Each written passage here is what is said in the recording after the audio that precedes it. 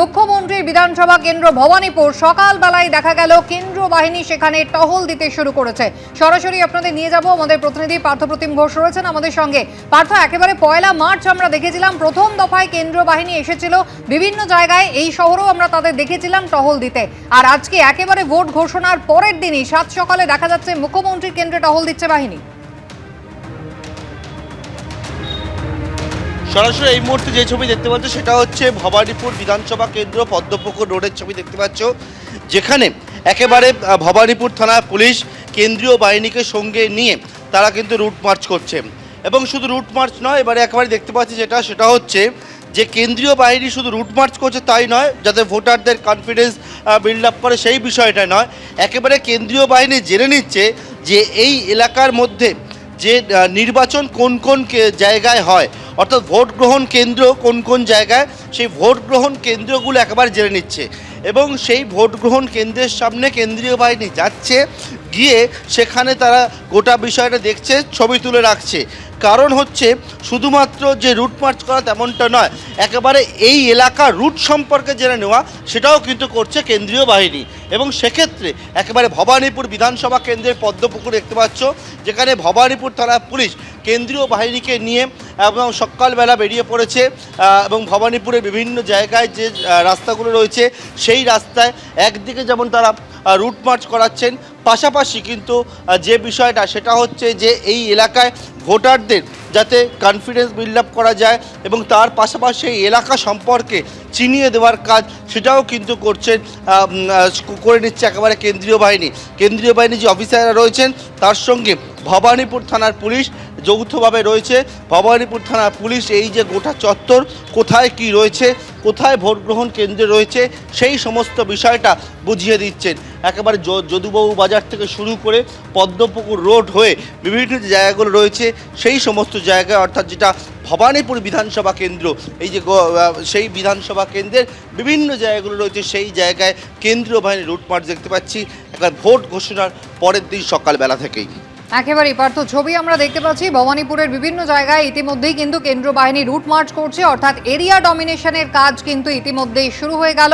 পয়লা মার্চে এসে পৌঁছেছিল এ রাজ্যে প্রথম দফায় কেন্দ্রীয় বাহিনী এবং তারপরে আরও 240 কোম্পানি কেন্দ্রীয় বাহিনী, মোট 480 কোম্পানি কেন্দ্রীয় বাহিনী রয়েছে রাজ্যে জেলায় জেলায়। তার পাশাপাশি এই শহরেও বিভিন্ন জায়গায় তাদের দেখা গিয়েছে এবং গতকালই একেবারে ভোটের নির্ঘণ্ট ঘোষণার পরপরই কিন্তু দেখা গেল মুখ্যমন্ত্রীর বিধানসভা কেন্দ্র আজ সাত সকালে সেখানেই কিন্তু এরিয়া ডমিনেশনের কাজ চলছে, রুট মার্চ করছে কেন্দ্রীয় বাহিনী। পার্থ, ধন্যবাদ।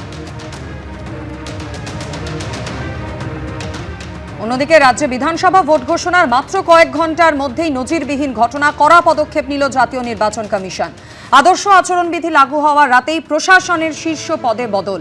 রাজ্যের মুখ্য সচিব এবং স্বরাষ্ট্র সচিবকে সরিয়ে দিল নির্বাচন কমিশন। মুখ্য সচিব নন্দিনী চক্রবর্তী এবং স্বরাষ্ট্র সচিব জগদীশ প্রসাদ মীনাকে সরিয়ে দিল নির্বাচন কমিশন।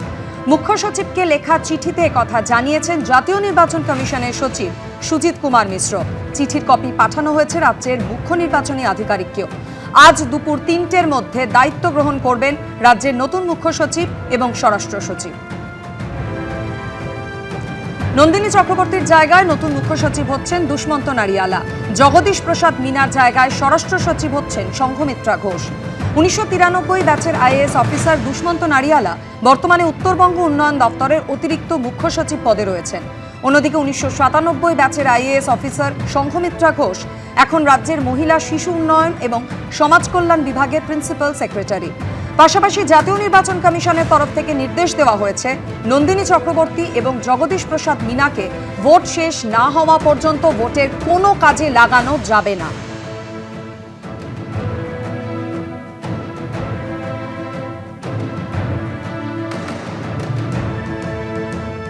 নির্বাচন কমিশনের অবস্থান ওই আমি পুরাতন ভৃত্য কবিতাটা ছিল, সেই কবিতাটাকে সার্থক করছে। এর আগের বার মালিকরা গিয়ে বলে এসেছিল 2 দফায় ভোট করতে হবে, তাই মালিক বলে আসার পরে কর্মচারী 2 দফাতেই ভোট ঘোষণা করেছে। আর মালিককে তুষ্ট করার জন্য প্রথমেই মুখ্য সচিবকে এবং আমাদের আরেকজন পদাধিকারীকে সাথে সাথে একসাথে বদলির অর্ডার। এটা আর কিছুই না। এইভাবে দেখুন, আমরা এটা একই জিনিসের রিপিটেশন দেখছি। 2021 সালের সেম দেখেছি, 2024 লোকসভার সময় একই জিনিস দেখেছি। প্রতিটা জায়গায় তারা এইভাবে ট্রান্সফার করেছেন। আর আপনি অফিসারদের ট্রান্সফার করবেন, মন তো ট্রান্সফার করতে পারবেন না। বাংলার মানুষের মনে রয়েছেন মমতা বন্দ্যোপাধ্যায়, ভোট দেবে বাংলার মানুষ, বাংলার মানুষের মনে থাকবেন মমতা বন্দ্যোপাধ্যায়। 21-এর নির্বাচনের পরে বিরোধী প্রধানত ভারতীয় জনতা পার্টির কর্মীদের ওপরে, সদস্যদের ওপরে, এমনকি সদস্য নন, শুধুমাত্র সমর্থক মনে করা হয়েছে যাদের, তাদের ওপরে যে ভাবে আক্রমণ করা হয়েছে, সেই আক্রমণ সারা ভারতবাসী অবাক হয়ে দেখেছে। জনের কাছে অনুরোধ, যে কোনো মূল্যে প্রাক নির্বাচনী, নির্বাচনের সময় এবং নির্বাচন পরবর্তী কোন রকম সন্ত্রাসকে বরদাস্ত যেন করা না হয়। প্রশাসনের মধ্যে যারা তৃণমূলের জার্সি পরে সরাসরি তৃণমূলের ফ্রন্টাল এজেন্সি হয়ে বিভিন্ন সময় নির্বাচনকে কলুষিত করেছেন, সেই টেন্টেড লোকেদের যেন এবারে নির্বাচনে কোন রকম দায়িত্ব না দেওয়া। এবিপি আনন্দ, এগিয়ে থাকে, এগিয়ে রাখে।